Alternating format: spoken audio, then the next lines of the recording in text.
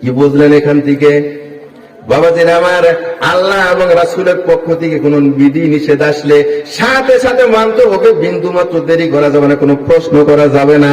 কিন্তু বাবাজির আমার, বন্ধুরা আমার, নেতা যদি আদেশ করে সেটা দেখতে হবে নেতা যে আদেশ করে সেটা কোরআন হাদিস মোতাবেক কিনা। কোরআন হাদিস মোতাবেক যদি হয় নেতার অনুসরণ করা ফরজ, আর কোরআন হাদিসের বিপক্ষে যদি হয় নেতার বিপক্ষে যাওয়াও ফরজ। এই জন্য আল্লাহ এখানে আতিউন শব্দ লেখে নাই। সম্মানিত ভাইরা, বাবাজির আমার, বন্ধুরা আমার, একটু বুকে হাত দিয়ে বলেন তো আমরা মুসলমান নাকি সকলেই? কতক্ষণ এনে যারা আছি সবাই মুসলমান না? মুসলমানের জন্য আল্লাহ রাসূল দুটি জিনিস শিখিয়েছেন। কয়টি?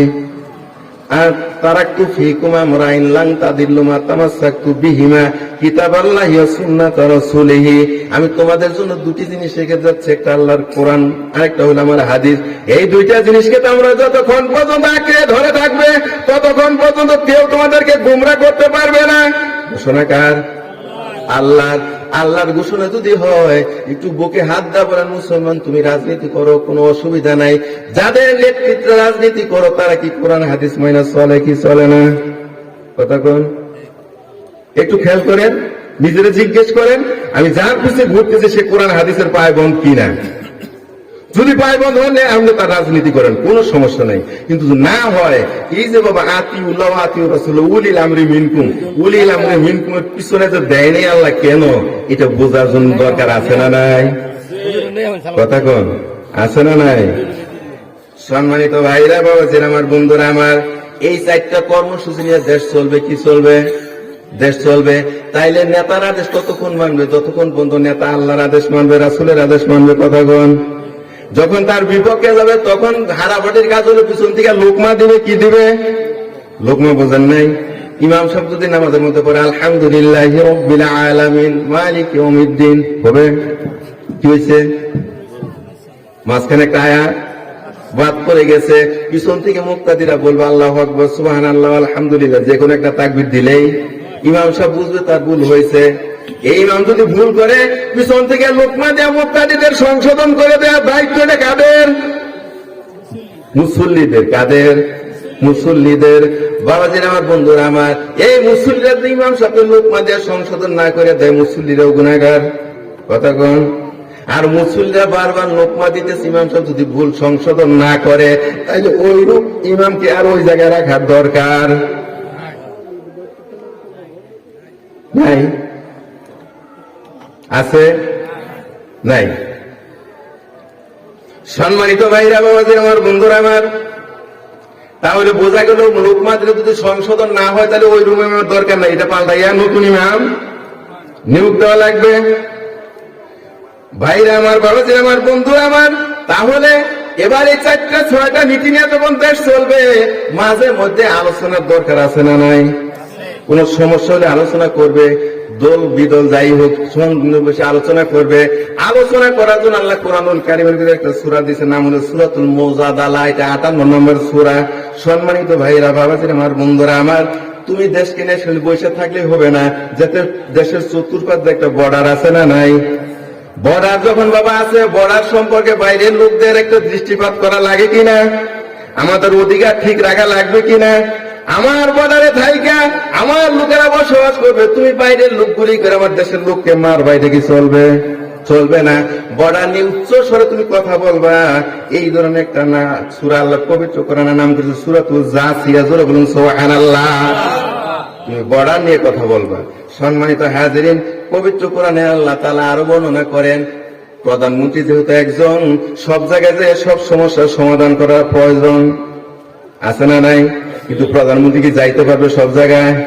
যাইতে পারবে না। এই জন্য তার পক্ষ থেকে প্রতিনিধি দল পাঠানোর দরকার আছে না নাই? এই প্রতিনিধি সম্পর্কে আল্লাহ পবিত্র কোরআনুল কারীমের মধ্যে একটা সূরা দিয়েছেন, 77 নম্বর সূরা, সূরাতুল মুরসালাত। কি নাম? মুরসালাত। প্রতিনিধি প্রেরণ করে তুমি সংশোধন করবে জনগণকে।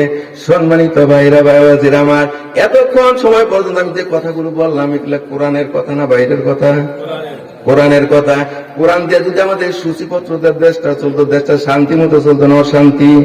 কিন্তু চলে না। অথচ আমরা কি মুসলমান না? মুসলমান হিসেবে আমাদের এটা দাবি কিনা?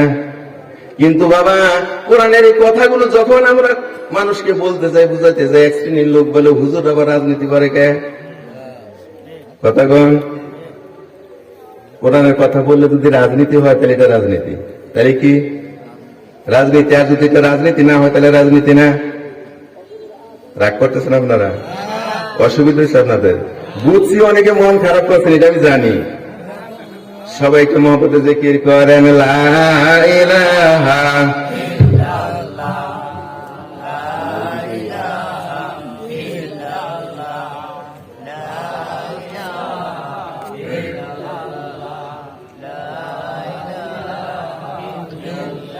লা ইলাহা ইল্লাল্লাহ।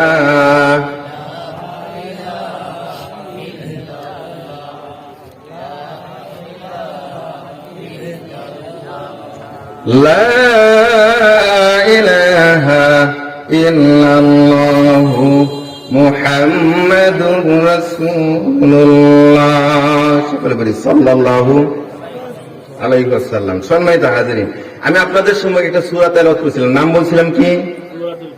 সূরাতুল ফিল। সেই সূরা নিয়ে কিছু আলোচনা করব ইনশাআল্লাহ। তবে জানি না আমার সময় কতটুকু আছে, কারণ গাড়ি যদি স্টেশনে লাইন ধরে দাঁড়ায় থাকে, একটার পর একটা যায়, যারা দাঁড়ায় থাকে ওটা টেনশনে থাকে, পিছন দিকে কখন মানে হুইসেল বাজায়, কথা কন ঠিক না ভাই? ঠিক ওইরকম আমার অবস্থা তাই। তবে লাস্টিক থাকলে এই চিন্তাটা থাকে না, যার হুইসেল কেউ দিবে না। সম্মানিত ভাইরা, সূরাটার নাম কি বলছিলাম? সূরাতুল ফিল। ফিল শব্দের অর্থ কি? হাতি। আল্লামা সানাউল্লাহ পানিপতি রহমাতুল্লাহি আলাইহি তার তাফসিরে মাযহারির ভিতর উল্লেখ করেছে, কোন সূরা বা কোন আয়াত থেকে তাফসির শুনতে হলে 5টা জিনিস খেয়াল করতে হয়। কয়টা জিনিস?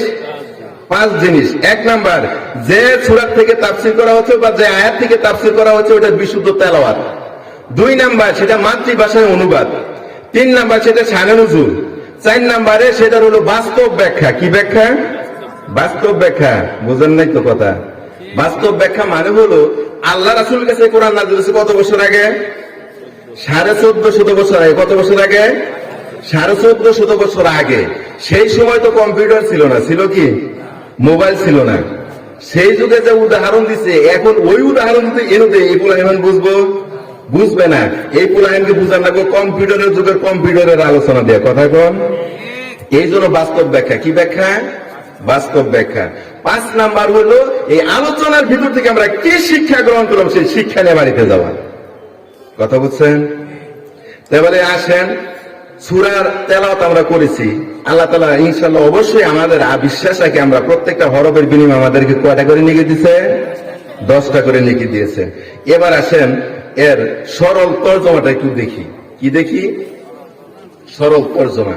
আল্লাহ তাবারাকা তাআলা বলেন, আলাম তারা কাইফা ফাআলা রাব্বুকা বিআসহাবিল ফিল। হে রাসূল, আপনি কি দেখেন নাই আমি হাতিওয়ালাদের সাথে কেমন আচরণ করেছি? অথচ ঘটনাটা ঘটছে আল্লাহ রাসূলের জন্মের 50 দিন পূর্বে। কতদিন? 50 দিন পূর্বে। আল্লাহ রাসূলের জন্মের 50 দিন পূর্বে যদি ঘটনাটা ঘটে থাকে, আল্লাহ রাসূল কি দেখছে? দেখে নাই। তারপরে আল্লাহ বলছেন আলাম তারা, আপনি কি দেখেন নাই? এটা না জরা দিলেও তো হইতো নাকি, যে আলাম না জরা, আপনি কি দেখেন নাই? তারা এবং না জরার মধ্যে পার্থক্যটা কি বাবাজির আমার? এই জন্য তাফসীর মাহফিল এগুলো আসতে হয় কি জন্য জানেন? পবিত্র কোরআনের এই শব্দগুলো বড় গভীর থেকে বের করে আনতে হয়। তারা মানে হলো এমনি চোখ দিয়ে দেখা, কিন্তু নাজারা শব্দের অর্থ হলো গবেষণা করে চিন্তা ভাবনা করে দেখা। দেখা 2 রকম আছে কিনা? চিন্তা ভাবনা করে দেখা আর স্বাভাবিকভাবে দেখা। দুইটা কি একরকম?